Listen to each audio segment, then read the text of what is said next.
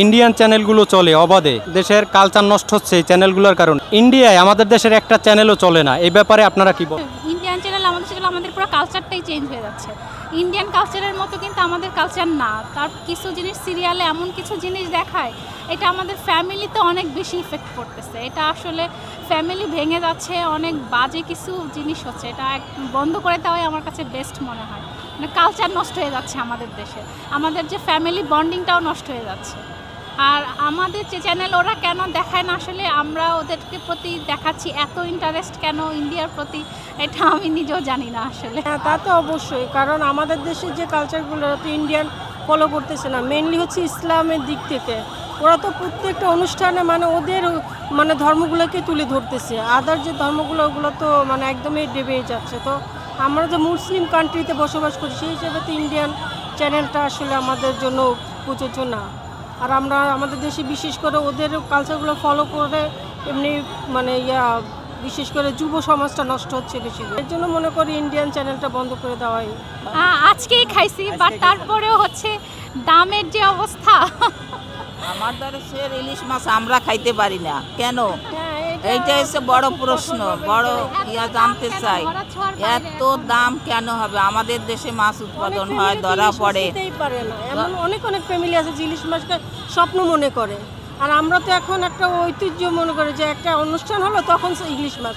Otherwise যে আমরা একটা ভাতে মাছে বাঙালি যে সেই হিসেবে তো আমাদের সেই পরিমাণ মাছ পাচ্ছি না আমরা। আর ইলিশ মাছ তো প্রশ্নই আসে না। আসলে আমরা চাচ্ছি যে ইলিশ মাছের দামটা কমে আসে, আমরা যেন সবাই খেতে পারি, সব বাংলাদেশি বাঙালিরা যেন খেতে পারি ইলিশ মাছ।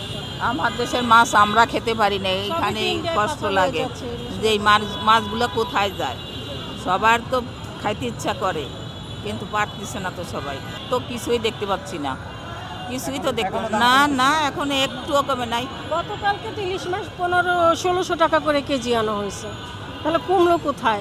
শুধু না, তারপরেও এখন তো আরও কমে আসার কথা। আমাদের দেশের পণ্য যদি আমরাই কমে না কিনতে পারি তাহলে আর কী বলবো, সিন্ডিকেট ছাড়া আর কি।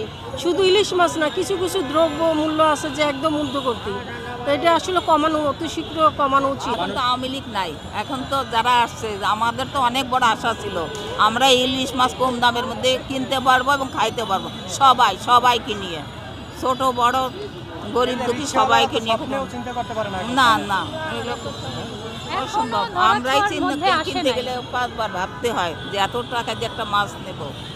কারণ হচ্ছে ওনার ইলিশ মাছ অনেক পছন্দ, এবং এটা না কমানোর কারণে নিজের দেশের মাছ আমরা নিজেই খেতে পারি না। এটার থেকে বড় ক্ষোভ আর কষ্টের তো আর কিছু হইতে পারে না। যারা বলছিল ইলিশ মাছের দাম কমে যাবে, কই কোথাও তো কিছু নমুনাও দেখতে পাচ্ছি না, এটাই আফসোস। আমরা আশা করতেছি হয়তো এরকম হবে।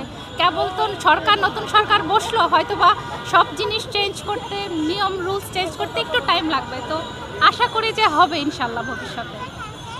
কতদিন হবে, যাক, আমরাও আশা করে বসে আছি, দেখা যাক কতদিন কি হয়, কতদূর কি করতে পারে। এটা আমরাও সবাই আশা করতেছি যে নিয়ম নীতির ভিতরে আসুক, দাম কমে যাক, সবাই কিনুক। আর খাই না ইলিশ মাছ। ইলিশ মাছ খাও নাই? না। ভারতে দিবা ইলিশ মাছ? ভারতকে দেব না। দেব না? ও বাবা, ভালোই তো। আচ্ছা ঠিক আছে, ভালো থাকো। ওকে।